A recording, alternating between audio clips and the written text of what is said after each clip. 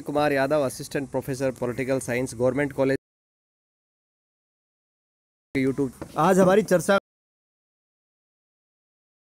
का जो आंशिक रूप से असफलता रही, उसके क्या कारण रहे, संयुक्त राष्ट्र संघ को वो सफलता क्यों नहीं मिली जो इसके निर्माताओं ने सोची थी। What are the reason for the partial failure of UNO.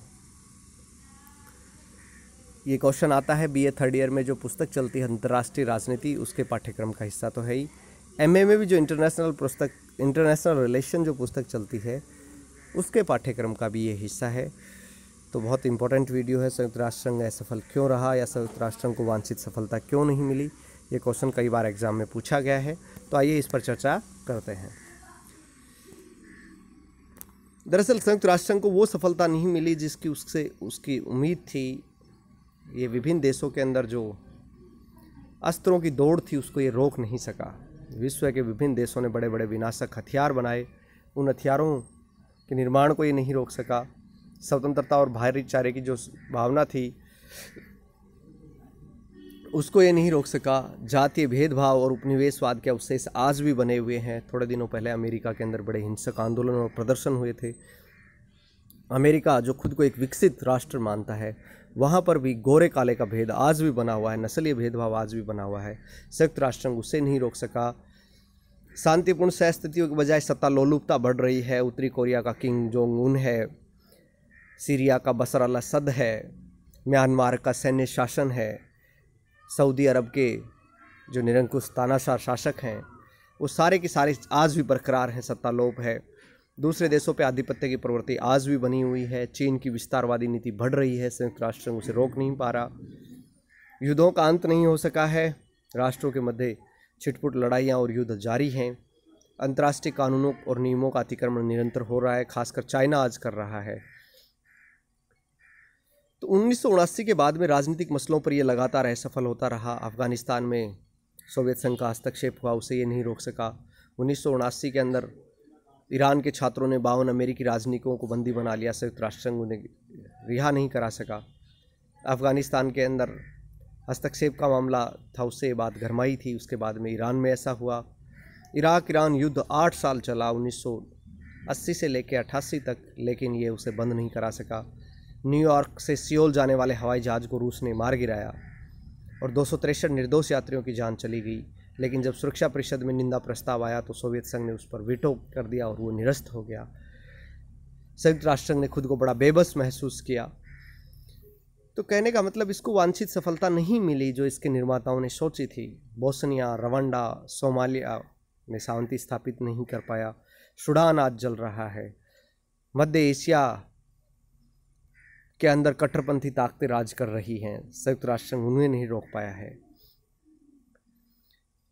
तो इसकी असफलता के मूल कारण क्या थे, उन पर अपन एक एक करके बात करेंगे। दरअसल संयुक्त राष्ट्र संघ की असफलता के जो मूल कारण थे उसमें पहला कारण था राष्ट्रों की गुटबंदी। द्वितीय विश्व युद्ध के बाद में आप सबको पता है दुनिया 2 गुटों में बट गई थी। एक का नेतृत्व सोवियत संघ कर रहा था, दूसरा संयुक्त राज्य अमेरिका। ये पूंजीवाद और साम्यवाद का जो टकराव था, जो दरअसल वर्चस्व की लड़ाई थी, विश्व पर आधिपत्य की लड़ाई थी, और दुनिया 2 गुटों में बट गई थी। ये गुटबंदी संयुक्त राष्ट्र संघ के निर्णयों को प्रभावित करती रही। कभी अमेरिका ने के खेमे ने तो कभी सोवियत संघ के खेमे ने संयुक्त राष्ट्र संघ में बार बार वीटो का प्रयोग किया। शीत युद्ध भी इसका एक कारण था। द्वितीय विश्व युद्ध के बाद में अमेरिका और सोवियत संघ में जो शीत युद्ध की राजनीति उत्पन्न हुई, उनके संबंधों में कटुता और प्रतिस्पर्धा उत्पन्न हुई, और जो संयुक्त राष्ट्र संघ का मंच था वो शीत युद्ध की राजनीति का अखाड़ा बन गया। आज अंतर्राष्ट्रीय राजनीति के अंदर जो मुद्दे थे उन पर विचार विमर्श समाधान के लिए नहीं बल्कि गुटबंदी को मद्देनजर रखकर किया जाने लगा। राष्ट्रीय प्रभुता का सिद्धांत जो है वो भी एक कारण रहा। संयुक्त राष्ट्र संघ की असफलता का कारण था राष्ट्रों के द्वारा अपनी प्रभुसत्ता को सर्वोपरि मानना। संयुक्त राष्ट्र संघ के निर्णय के न केवल सुझाव के रूप में होते हैं बल्कि राष्ट्रों द्वारा उन्हें अस्वीकार किए जाने पर उनके विरुद्ध कोई प्रभावपूर्ण कार्रवाई भी नहीं की जा सकती।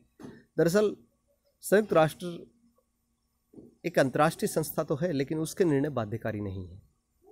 राष्ट्र अपने आप में संप्रभु इकाइयाँ हैं। अब संयुक्त राष्ट्र कोई डिसीजन देता है, राष्ट्रों की मर्जी उसे माने या नहीं माने। चीन और अमेरिका जैसे राष्ट्र खुल्लम खुला यूएनओ के आदेशों की अवहेलना करते रहे हैं। अंतर्राष्ट्रीय भावना का आज भी अभाव है। आज भी राष्ट्रीयता को लोगों के द्वारा महत्व दिया जाता है और आक्रमण करने से भी नहीं चूकते, दूसरे क्षेत्रों की जमीन पर भी कब्जा करने से नहीं चूकते। जब तक राष्ट्रीयता का भाव प्रबल रूप से मौजूद है, अंतर्राष्ट्रीयता की भावना गति नहीं पकड़ सकती, और जब तक अंतर्राष्ट्रीयता की भावना गति नहीं पकड़ सकती, संयुक्त राष्ट्र संघ को भी वो मुकाम हासिल नहीं हो सकता जो इसके लिए सोचा गया था। अंतर्राष्ट्रीय राजनीति में एक सैनिक शक्ति का अभाव है। संयुक्त राष्ट्र संघ के पास खुद की कोई सेना नहीं है, तो जो कोई भी राष्ट्र जो संयुक्त राष्ट्र संघ के आदेशों की अवहेलना करता है, उसके विरुद्ध ये कोई सैनिक कार्रवाई नहीं कर सकता, और बिना बल के आदेश का कोई महत्व नहीं होता। अगर किसी आपात स्थिति से निपटना हो तो उसके लिए पर्याप्त मजबूत और प्रशिक्षित सेना की आवश्यकता होती है।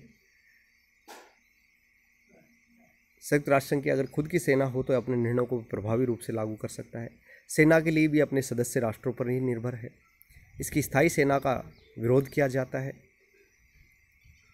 तो इस स्थायी सैनिक शक्ति का अभाव होना भी संयुक्त राष्ट्र संघ की असफलता का एक कारण है। वीटो का दुरुपयोग, सुरक्षा परिषद में वीटो का बार बार दुरुपयोग हुआ, जिसके कारण सुरक्षा परिषद विफल हो गई, और वीटो व्यवस्था के कारण ही सुरक्षा परिषद अपनी सामूहिक सुरक्षा कार्य में भी असफल रही। महाशक्तियों की साम्राज्यवादी मनोवृत्ति भी इसके पीछे एक कारण है। संयुक्त राष्ट्र संघ की सफलता में ब्रिटेन, फ्रांस और सोवियत संघ, अमेरिका की जो साम्राज्यवादी नीति थी वो भी एक कारण रही। चाहे हंगरी हो, चेकोस्लोवाकिया में हस्तक्षेप हो, अफगानिस्तान में हस्तक्षेप हो, ये सब के सब सोवियत संघ की आक्रामक कार्रवाई थी। संयुक्त राष्ट्र संघ इन्हें नहीं रोक सका। आलोचकों का कहना है कि संयुक्त राष्ट्र संघ सोवियत संघ और अमेरिका के पूर्व और पश्चिम के संघर्ष का अखाड़ा बना रहा। ये महाशक्तियाँ अपने विरोधी स्वार्थों के कारण जितने भी शांति प्रस्ताव आते थे उन पर वीटो लगा के उन्हें रद्द करती रही, और ये इतना अधिक विरोध और वीटो दिखाई दिया जाता है कि इसे संयुक्त राष्ट्र संघ के स्थान पर विभक्त और विरोधी दलों में बटा हुआ राष्ट्र संघ कहना अधिक उपयुक्त होगा।